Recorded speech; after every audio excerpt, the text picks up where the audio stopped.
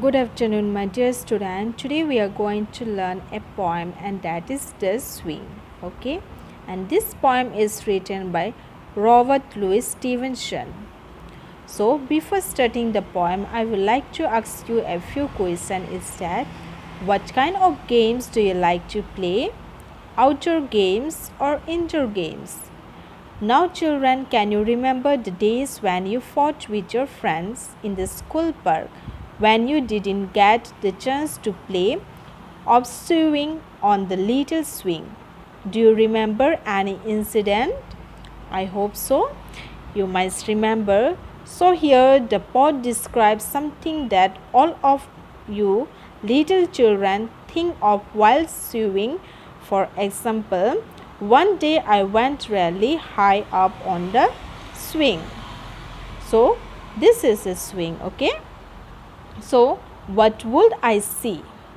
So here a poem, The Swing, written by Robert Louis Stevenson, are 3 stanzas, and that is separated into sets of 4 lines each. So now we are going to read this poem. So everyone repeat after me, okay? So first of all we'll read this poem, and after that I will explain you. How do you like to go up in a swing? Up in the air so blue. Oh, I do think it the pleasantest thing ever a child can do. Up in the air and above the world, till I can see so wide, rivers and trees and cattle and all, over the countryside, till I look down on the garden green, down on the roof so brown. Up in the air I go flying again, up in the air and down. So here in the first stanza, the poet says, do you like to go up in a swing? Up in the air so blue. I hope so. Everyone like to play in a swing. So here children, pleasant test means most enjoyable, okay? So while you are playing in a swing, you play with the most enjoyable, isn't it? So I hope there are nothing else that bring a little child more pleasure, the freedom of life on the swing.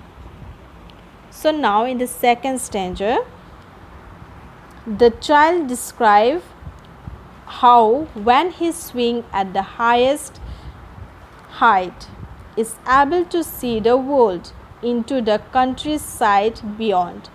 There are farms, lands, farm animals. You can see the cattle. So cattle means cow and bulls, okay?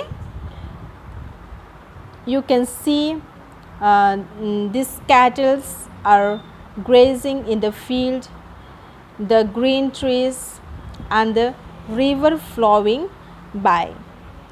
So now in the third stanza, the child as he goes up and comes down, he sees the brown roof and his home garden green. The poet concludes with his happiness. It is clear that the joy of swimming for the child is going to continue on for a longer time as the swing goes up and down. I hope so children you have understood this poem.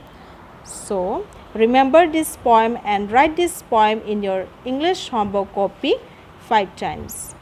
Okay, so then thank you.